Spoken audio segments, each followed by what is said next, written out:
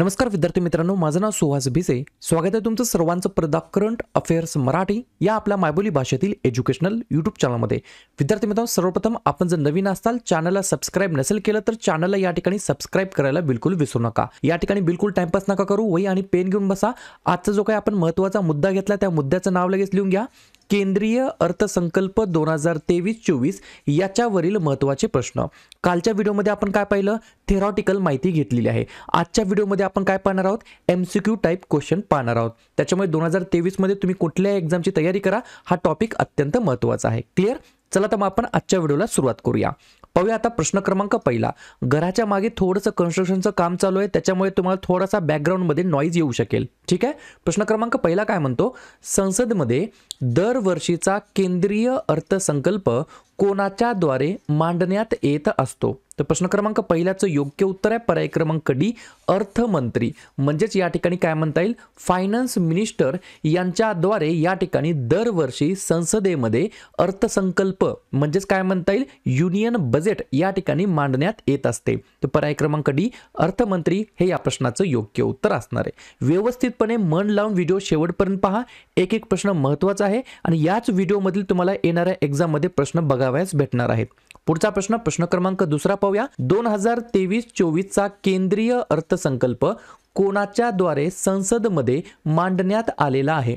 जसं की आपण पहिल्यांदाच पाहिलं होतं, पहिल्या प्रश्नामध्ये या ठिकाणी अर्थसंकल्प कोण मांडतात? तर अर्थमंत्री. त्याच्यामुळे 2 नंबरच्या प्रश्नाचं योग्य उत्तर काय? पर्याय क्रमांक सी, निर्मला सीतारामन हे या प्रश्नाचं योग्य उत्तर असणार आहे. तर निर्मला सीतारामन यांनी 2023-24 चा जो काही युनियन अर्थसंकल्प आहे, केंद्रीय अर्थसंकल्प आहे, तो या ठिकाणी संसदेमध्ये मांडलेला आहे. 2-4 एक्स्ट्रा पॉइंट आहेत, ते लिहून घ्या. पहिला पॉइंट, निर्मला सीतारामन यांनी सलग 5 वेळेस या ठिकाणी केंद्रीय अर्थसंकल्प सादर केलेला आहे. दुसरा पॉइंट, पहिला अर्थसंकल्प त्यांनी 2014 मध्ये सादर केलेला होता. तिसरा पॉइंट, भारताच्या पहिल्या पूर्णवेळ महिला अर्थमंत्री आहेत ज्यांनी अर्थसंकल्प सादर केलेला आहे. आणि चौथा पॉइंट, अमृत काळातील हा पहिला अर्थसंकल्प आहे. त्याच्यामुळे याच्यावरती कशाही प्रकारे प्रश्न फिरवून विचारला जाऊ शकतो. पुढचा प्रश्न पाहूया. प्रश्न क्रमांक तिसरा महत्त्वाचा प्रश्न आहे, स्टार मार्क करून ठेवू शकता. खालीलपैकी कोणी स्वतंत्र भारताचा पहिला केंद्रीय अर्थसंकल्प सादर केलेला होता? 3 नंबरच्या प्रश्नाचं योग्य उत्तर आहे पर्याय क्रमांक बी, आर के षण्मुखम चेट्टी असं त्यांचं नाव आहे. म्हणजेच RS चेट्टी असं म्हटलं तरी तुम्हाला काही हरकत नाही. ठीक आहे. तर आर के षण्मुखम चेट्टी यांनी स्वतंत्र भारताचा पहिला केंद्रीय अर्थसंकल्प सादर केलेला होता. जर तुम्हाला असं विचारलं कोणत्या तारखेला हा केंद्रीय अर्थसंकल्प मांडण्यात आला होता, तर 26 नोव्हेंबर 1947 ला. क्लिअर? पाहूया पुढचा प्रश्न, प्रश्न क्रमांक चौथा महत्त्वाचा प्रश्न आहे. भारताचा अर्थसंकल्प सादर करणाऱ्या पहिल्या महिला खालीलपैकी कोण आहेत? स्वाभाविक आहे, प्रश्न क्रमांक चौथ्याचं योग्य उत्तर आहे या ठिकाणी पर्याय क्रमांक ए, इंदिरा गांधी हे या प्रश्नाचं योग्य उत्तर असणार आहे. काळजीपूर्वक आहे का? याही ठिकाणी 2-3 एक्स्ट्रा पॉइंट तुम्हाला लिहून घ्यायचे आहेत. तर भारताचा जो काही अर्थसंकल्प सादर करणाऱ्यामध्ये पहिल्या महिला आहेत, त्यांचं नाव आहे इंदिरा गांधी. पर्याय क्रमांक ए हे या प्रश्नाचं योग्य उत्तर असणार आहे. केव्हा त्यांनी सादर केला अर्थसंकल्प? तर 1970 मध्ये त्यांनी या ठिकाणी अर्थसंकल्प सादर केलेला होता. तेव्हा त्या पंतप्रधान म्हणून कार्यरत होत्या. मग तुम्ही म्हणताल की सर, तुम्ही तर सुरुवातीला सांगितलं की अर्थमंत्री हे अर्थसंकल्प सादर करत असतात, मग इंदिरा गांधी तर पंतप्रधान होत्या. परंतु या ठिकाणी एक एक्स्ट्रा पॉइंट लिहून घ्या. ते पंतप्रधान तर होतेच होते, परंतु अर्थमंत्रीचा अतिरिक्त पदभार सुद्धा त्यांना देण्यात आलेला होता. पाहूया पुढचा प्रश्न, प्रश्न क्रमांक 5वा. सर्वाधिक वेळेस अर्थसंकल्प सादर करण्यामध्ये अव्वल महिला अर्थमंत्री कोण आहेत? तर 5व्या नंबरच्या प्रश्नाचं योग्य उत्तर आहे या ठिकाणी पर्याय क्रमांक डी, निर्मला सीतारामन हे या प्रश्नाचं योग्य उत्तर असणार आहे. क्लिअर? सीतारामननी या ठिकाणी आजपर्यंत 5 वेळेस अर्थसंकल्प सादर केलेला आहे आणि इंदिरा गांधी यांनी आजपर्यंत 2 वेळेस अर्थसंकल्प सादर केलेला होता. पुढचा प्रश्न, प्रश्न क्रमांक 6वा महत्त्वाचा प्रश्न आहे. पंतप्रधान पद असताना देखील संसदेमध्ये अर्थसंकल्प सादर कोणी कोणी केलेला आहे? तर पर्याय क्रमांक डी, वरील सर्व हे या प्रश्नाचं योग्य उत्तर असणार आहे. प्रश्नाचा अर्थ तुम्हाला समजला? म्हणजेच हे जे काही व्यक्ती आहेत हे ऑलरेडी पंतप्रधान पदावरती होते, परंतु तरीही त्यांनी या ठिकाणी अर्थसंकल्प सादर केलेला आहे. तर कोण कोण व्यक्ती आहेत? तर पर्याय क्रमांक ए, राजीव गांधी. पर्याय क्रमांक बी, जवाहरलाल नेहरू. आणि पर्याय क्रमांक सी, इंदिरा गांधी. या 3 व्यक्तींना या ठिकाणी पंतप्रधान पंतप्रधान पद असताना देखील संसदेमध्ये अर्थसंकल्प सादर केलेला होता. पुढचा प्रश्न क्रमांक 7वा, मोस्ट इम्पॉर्टंट प्रश्न, 100% हा प्रश्न विचारला जाणार. भारतीय संसदेमध्ये आजपर्यंत किती वेळेस पेपरलेस अर्थसंकल्प सादर करण्यात आलेला आहे? 7व्या नंबरच्या प्रश्नाचं योग्य उत्तर आहे पर्याय क्रमांक बी, 3 वेळेस आजपर्यंत या ठिकाणी पेपरलेस अर्थसंकल्प बजेट या ठिकाणी सादर करण्यात आलेला आहे. कधी कधी तर 1 नंबरला 2021 वेळेस, 2 नंबरला 2022च्या वेळेस आणि 3 नंबरला 2023च्या वेळेस. 2021, 2022 आणि 2023 म्हणजेच हे सलग 3 वर्ष या ठिकाणी विद्यार्थी मित्रांनो पेपरलेस अर्थसंकल्प सादर करण्यात आलेला आहे. आणि या ठिकाणी अजून एक एक्स्ट्रा पॉइंट लिहून घ्या, हे तिन्ही जे काही अर्थसंकल्प आहेत ते निर्मला सीतारामन यांनी प्रस्तुत केलेले आहेत किंवा या ठिकाणी सादर केलेले आहेत. पुढचा प्रश्न क्रमांक 8वा पाहूया, महत्त्वाचा प्रश्न आहे. 2023-24चा जो काही अर्थसंकल्प आहे तो किती प्रायोरिटीज वरती या ठिकाणी अवलंबून आहे किंवा किती प्राथमिकतावरती मांडण्यात आलेला आहे? तर पर्याय क्रमांक ए 7 पिलर्स वरती म्हणा किंवा 7 प्राथमिकतावरती म्हणा किंवा 7 प्रायोरिटीज वरती या ठिकाणी मांडण्यात आलेला आहे असं सुद्धा म्हणू शकता. मग हे जे काही 7 प्रायोरिटीज आहेत हे कोणकोणते आहेत? त्याला नाव काय देण्यात आलं आहे? तर सप्तर्षी असं नाव देण्यात आलं आहे. आणि हे कोणकोणते 7 पिलर आहेत त्याच्यावरती आपण चर्चा करूया. जसं की पहिला पॉइंट लिहून घ्या, ग्रीन ग्रोथ म्हणजे जे काही हिरवी वाढ आहे, ग्रीन एनर्जीला सपोर्ट करणे, बूस्ट करणे. दुसरा पॉइंट लिहून घ्या, यूथ पॉवर म्हणजेच युवा शक्ती. तिसरा पॉइंट लिहून घ्या, इन्क्लुझिव्ह डेव्हलपमेंट म्हणजे सर्वसमावेशक विकास. चौथा पॉइंट लिहून घ्या, रिचिंग द लास्ट माइल म्हणजे शेवटच्या किलोमीटर पर्यंत विकासाला पोहोचवणे. पुढचा पॉइंट लिहून घ्या 5वा, इन्फ्रास्ट्रक्चर अँड इन्व्हेस्टमेंट म्हणजेच पायाभूत सुविधा आणि गुंतवणूक. पुढचा पॉइंट लिहून घ्या 6वा, अनलिशिंग द पोटेन्शियल क्षमतामुक्त करणे. आणि 7वा पॉइंट लिहून घ्या, launch of digital platform launch करणे. हे अशा प्रकारे 2023-24चा अर्थसंकल्प 7 प्राधान्यांवरती आधारित आहे ज्याचं नाव सप्तर्षी असं ठेवण्यात आलेलं आहे. पुढचा प्रश्न क्रमांक 9वा.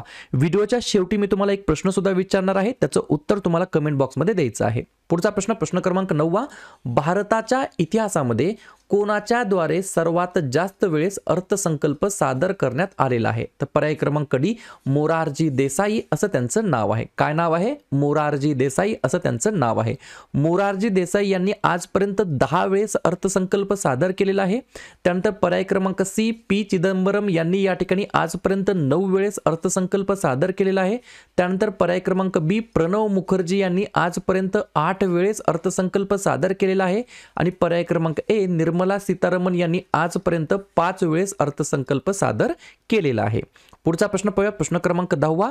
नवीन कर प्रणालीमध्ये वैयक्तिक आयकराची सवलत मर्यादा सध्याच्या 5 लाख रुपयावरून किती करण्यात आलेली आहे? तर पर्याय क्रमांक सी, 7 लाखापर्यंत करण्यात आलेली आहे. ही जी काही मर्यादा होती ती अगोदर 5 लाख होती, आता ती या ठिकाणी इन्क्रीज करून 2 लाखाने इन्क्रीज करून आता किती करण्यात आली आहे?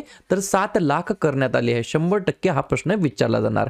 मग लगेच काय करूया, जे काही नवीन टॅक्स रेट्स ठरवण्यात आलेले आहेत त्याच्यावरती आपण चर्चा करूया. अप टू 3 लाख म्हणजे 3 लाखापर्यंत टॅक्स नाहीये. 3 लाख ते 6 लाखापर्यंत 5% टॅक्स आहे. 6 लाख ते 9 लाखापर्यंत 10%, 9 लाख ते 12 लाखापर्यंत 15%, 12 लाख ते 15 लाखापर्यंत 20% आणि अबव 15 लाख म्हणजेच 15 लाखाच्या वरती 30% या ठिकाणी टॅक्स लावण्यात आलेला आहे नवीन कर प्रणालीनुसार. पुढचा प्रश्न क्रमांक 11वा. भारताचा काळा बजेट म्हणून कोणत्या वर्षाच्या बजेटला ओळखले जाते? तर 11व्या नंबरच्या प्रश्नाचं योग्य उत्तर आहे पर्याय क्रमांक बी, 1973-74 ला या ठिकाणी ब्लॅक बजेट म्हणून या ठिकाणी ओळखलं जातं. पहा, 2 प्रश्न विचारले जाऊ शकतात. पहिला, ब्लॅक बजेट कधी असतो?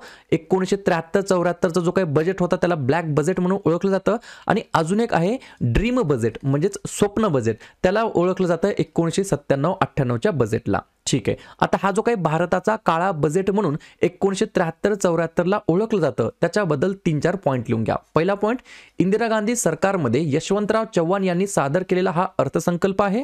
दुसरा पॉईंट, याला ब्लॅक बजेट का म्हटलं जातं? कारण त्या वर्षात वित्तीय तूट 550 कोटी रुपयापर्यंत पोहोचली होती आणि तो काळ असा होता जेव्हा भारत आर्थिक संकटातून जात होता. याच्यामुळे 1973-74च्या बजेटला ब्लॅक बजेट, काळा बजेट म्हणून ओळखलं जातं. पुढचा प्रश्न क्रमांक 12वा.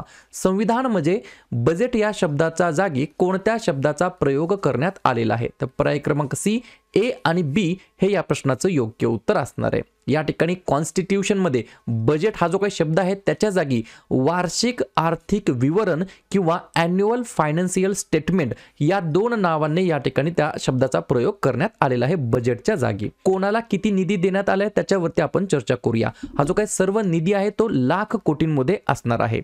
संरक्षण विभागाला देण्यात आला आहे 5.94 लाख कोटी, भूपृष्ठ वाहतुकीला दिलाय 2.70 लाख कोटी, रेल्वेला दिलाय 2.40 किंवा 41 लाख कोटी, ग्राहक आणि अन्न पुरवठाला दिलाय 2.06 लाख कोटी, गृह मंत्रालयाला देण्यात आला 1.96 लाख कोटी, रसायन आणि खताला देण्यात आला आहे 1.78 लाख कोटी, ग्रामीण विकासाला देण्यात आला आहे 1.60 लाख कोटी, कृषीला देण्यात आला आहे 1.25 लाख कोटी आणि संपर्काला देण्यात आला आहे म्हणजे टेलिकम्युनिकेशन सेक्टरला देण्यात आला आहे 1.23 लाख कोटी। पुढची स्लाइड, पुढचे पॉइंट लिहून घ्या।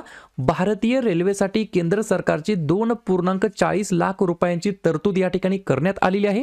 जर तुम्ही कंपेअर केलं 2013-14ला जे काही रेल्वेसाठी निधी देण्यात आला होता त्याच्यापेक्षा 9 पटींनी अधिक तरतूद या ठिकाणी करण्यात आलेली आहे। पुढचा पॉइंट 157 नर्सिंग महाविद्यालय सुरू करण्यात येणार आहेत। पुढचा पॉइंट देशामध्ये 50 नवीन विमानतळाची उभारणी सुद्धा करण्यात येणार आहे। पुढचा पॉइंट पायाभूत सुविधांमधील भांडवली गुंतवणुकीमध्ये 33% वाढ करून ती 10 लाख कोटीपर्यंत नेण्यात आलेली आहे। या ठिकाणी दोन प्रश्न तयार होऊ शकतात। एक तर तुम्हाला असं विचारतील की पायाभूत सुविधांमधील भांडवली गुंतवणुकीमध्ये किती टक्क्यांनी वाढ करण्यात आली आहे, तर 33% वाढ करण्यात आली आहे। आणि 33% वाढ करून ही वाढ किती करण्यात आली आहे, तर 10 लाख कोटी एवढी याची या ठिकाणी इन्क्रीज करण्यात आली आहे किंवा ही जी काही भांडवल गुंतवणूक आहे ती या ठिकाणी इन्क्रीज केलेली आहे। पुढचा पॉइंट 10,000 कोटी शहरी पायाभूत सुविधा करण्यासाठी या ठिकाणी निधी अलॉट करण्यात आलेला आहे। पुढची स्लाइड पाहूया। 5G सेवेसाठी ॲप्लिकेशन्स तयार करण्यासाठी 100 लॅबची उभारणी करणार आहे। त्यानंतर ई कोर्स जे काही असतात त्याच्यासाठी त्याच्या तिसऱ्या टप्प्यासाठी 7,000 कोटींची घोषणा सुद्धा करण्यात आलेली आहे। पुढचा पॉइंट सरकार नॅशनल डेटा गव्हर्नन्स पॉलिसी आणणार आहे।